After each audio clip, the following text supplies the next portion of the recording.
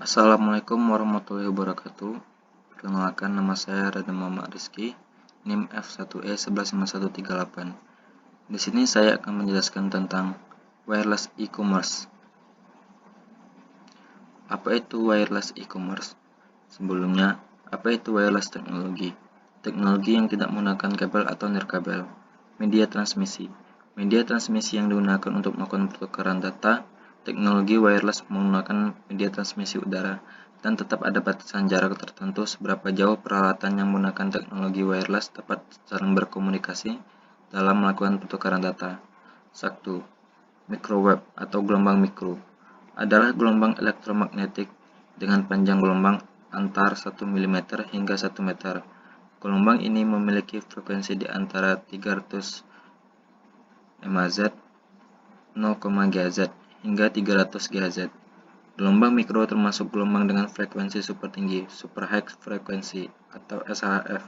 Dengan standar SHF adalah 3 hingga 30 GHz atau 10 hingga 1 cm panjang gelombangnya. Kelebihan microwave. Akuisisi antar menara tidak begitu dibutuhkan. Dapat membawa jumlah data yang besar. Biaya murah karena setiap tower antena tidak memerlukan lahan yang luas. Frekuensi yang tinggi atau gelombang pendek karena hanya membutuhkan antena yang kecil. Bandwidth yang tinggi. Kemampuan antar yang tinggi. Mudah dalam instalasi. Kelemahan microwave. 1. Rentan terhadap cuaca seperti hujan dan mudah terpengaruh pesawat terbang yang melintas di atasnya. 2. Jarak jangkauannya yang terbatas. 3. Rawan interferensi RF atau EM. 4. Biaya perawatan mahal. 2. Satelit. Satelit adalah alat elektronik yang mengorbit bumi yang mampu bertahan sendiri. Bisa diartikan sebagai repeater yang berfungsi untuk menerima signal gelombang microwave dari stasiun bumi. Kelebihan media transmisi satelit. 1. Bandwidth yang tinggi. 2. Jangkauannya area sangat luas. Kerugian satelit. 1. Harga relatif mahal. 2. Harus mempunyai garis penglihatan yang tidak terhalang. 3. Harus menggunakan enkripsi untuk keamanan. 3. Radio. Sistem transmisi radio adalah salah satu sistem pentransmisian untuk menyalurkan informasi dari satu terminal ke terminal lain menggunakan perangkat radio dengan media transmisi udara atau ruang bebas. Sistem gelombang mikro disebut juga dengan sistem radio relay terrestrial karena menggunakan sistem receiver atau relay dan keberadaannya dari darat ke darat dan terestrial. Keuntungan radio. 1. Bandwidth yang tinggi. 2. Sinyal yang kuat. 3. Harga relatif tidak mahal dan mudah untuk diinstal. Kelemahan radio. 1. Rentan untuk ditembus kecuali dienkripsi. 2. Dapat menyebabkan gangguan pada listrik. 4. Infrared. Infrared adalah generasi pertama dari teknologi koneksi nirkabel yang digunakan untuk perangkat mobile. Infrared sendiri merupakan sebuah radiasi gelombang elektromagnetis dengan panjang gelombang lebih panjang dari gelombang merah, namun lebih pendek dari gelombang radio. Kelebihan infrared. 1. Bandwidth yang rendah sampai sedang. 2. Proses transfer file yang mudah, karena tidak perlu memerlukan sinyal dalam proses transmisinya. Kelemahan infrared. 1. Jarak transfer yang relatif dekat atau tidak dapat dilakukan pada jarak cukup jauh. 2. Harus mempunyai garis penglihatan yang tidak terhalang. Proses tahapan dalam wireless e-commerce. Secara umum, tahapan proses media mobile commerce atau m-commerce dapat dibedakan menjadi 4 tahap sebagai berikut. 1.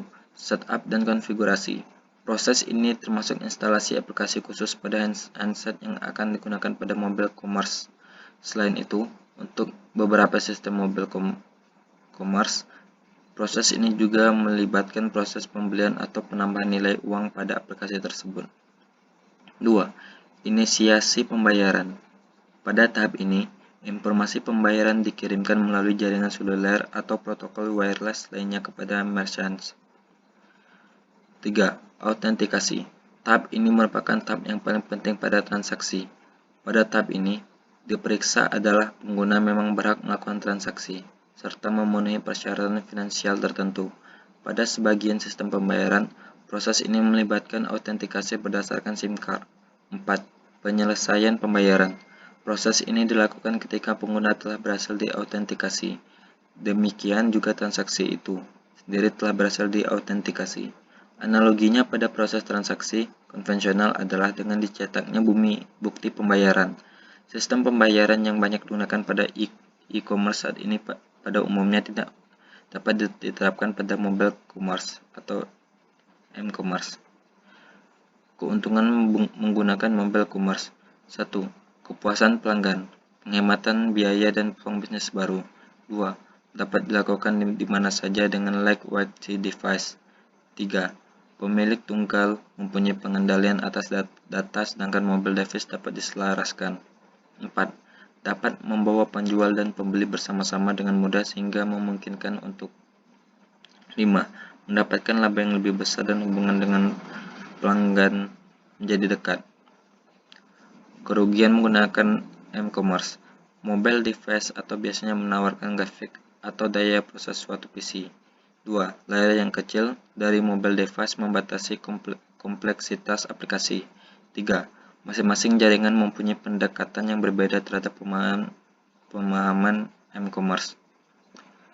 Sistem kerja m-commerce. Sebuah aplikasi dan layanan m-commerce memiliki sistem kerja sebagai berikut. Pengguna mengakses aplikasi dan layanan m-commerce dari perangkat mobile mereka dengan koneksi internet. Misalkan menggunakan smartphone, handphone, tablet yang terhubung ke jaringan internet. Pengguna mengakses toko online yang diinginkan dan mencari produk yang diinginkannya, memasukkannya ke keranjang belanja virtual, sebagaimana hanya e-commerce pada umumnya. Kemudian melanjutkan ke proses pembayaran secara online. Pembayaran ini melibatkan sistem manajemen untuk transaksi retail atau Retail Transaction Management System yang melibatkan pihak bank tanpa konsumen menjadi nasabah. Terdapat PIN, SSL, dan login pengguna untuk autentikasi dan peningkatan keamanan transaksi elektronik yang terjadi. Semua proses berbasiskan koneksi internet secara online dan mobile. Informasi lebih singkat. Sistem dan to the point mengingat tampilan mobile umumnya lebih singkat dan terbatas dibandingkan desktop. Keamanan m-commerce. M-commerce merupakan bisnis proses yang dijalankan melalui internet. Misalnya, transaksi jual beli barang dan jasa secara online. Bisnis proses ini memungkinkan dalam bentuk B2B, business atau business to business, maupun B2C, business to customer. Definisi umum ini tidak membatasi jenis alat yang digunakan oleh end user untuk memperoleh akses ke internet. Oleh karena itu, mobile commerce merupakan bagian dari transaksi e-commerce yang memanfaatkan perangkat mobile atau terminal untuk melakukan transaksi bisnis melalui jaringan telekomunikasi mobile. Transaksi bisnis ini tidak hanya terbatas pada layanan yang hanya melibatkan komunikasi, transaksi dan hiburan, tetapi juga memungkinkan terjadinya transfer uang. Selain itu, perangkat mobile yang digunakan juga tidak terbatas pada telepon seluler. Penggunaan perangkat lain seperti PDA juga termasuk dalam mobile commerce. Kurangnya kesadaran pengguna akan resiko keamanan. Biasanya pengguna tidak begitu peduli mengenai aksinya, misalnya tidak menggunakan PIN pada telepon seluler. Pencurian informasi personal yang mungkin tidak disadari pengguna. Hal ini dapat terjadi melalui pencurian perangkat mobile, Bluetooth, hacking, network sniffing, dan sebagainya. Kurangnya kemampuan komputasi pada perangkat mobile. Hal ini mengakibatkan terbatasnya penerapan kriptografi yang dapat digunakan. Adanya virus dan aplikasi yang tidak jelas sumbernya dan berbahaya.